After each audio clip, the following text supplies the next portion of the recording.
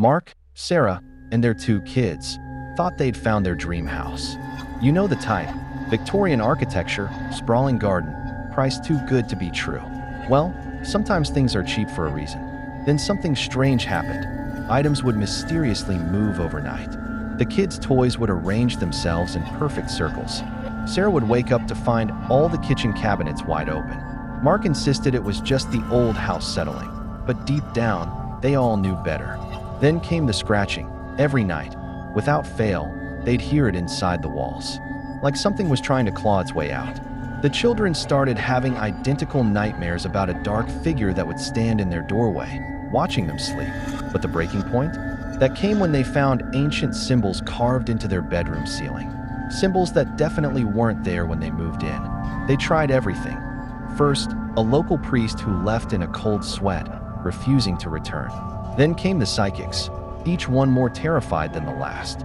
One of them actually ran out screaming, saying something about an entity so ancient it predated Christianity itself. The final straw was when their youngest started speaking in Latin, a language he'd never learned. The words that came out of his mouth, when translated, were too horrifying to repeat. They knew then that this wasn't just any haunting. They had a demon, and it was getting stronger.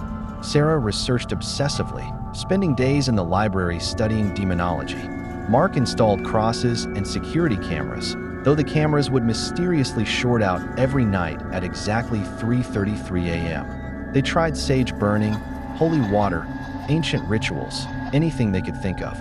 But here's the thing about demons: they're patient.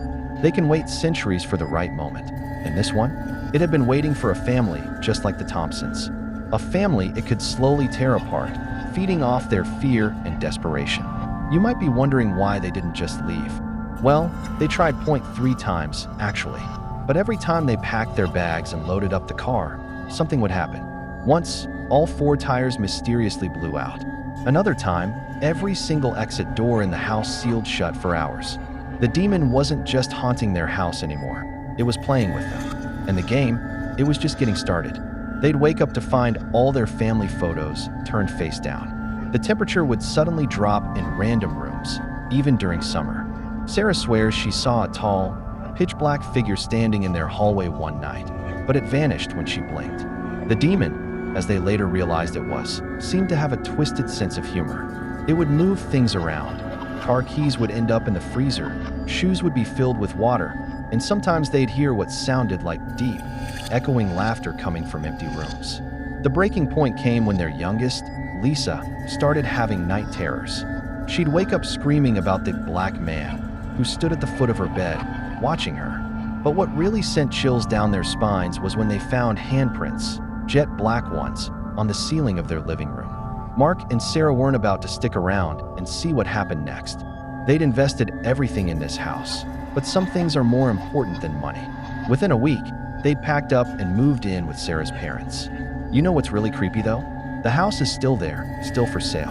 And every now and then, people say they can see a dark figure in the upstairs window, just watching, waiting for the next family to move in. Sometimes the best price isn't worth the cost, if you know what I mean. The family may have lost their dream home, but they learned something valuable. When your gut tells you something's wrong, listen to it. Because sometimes the things that go bump in the night are very, very real.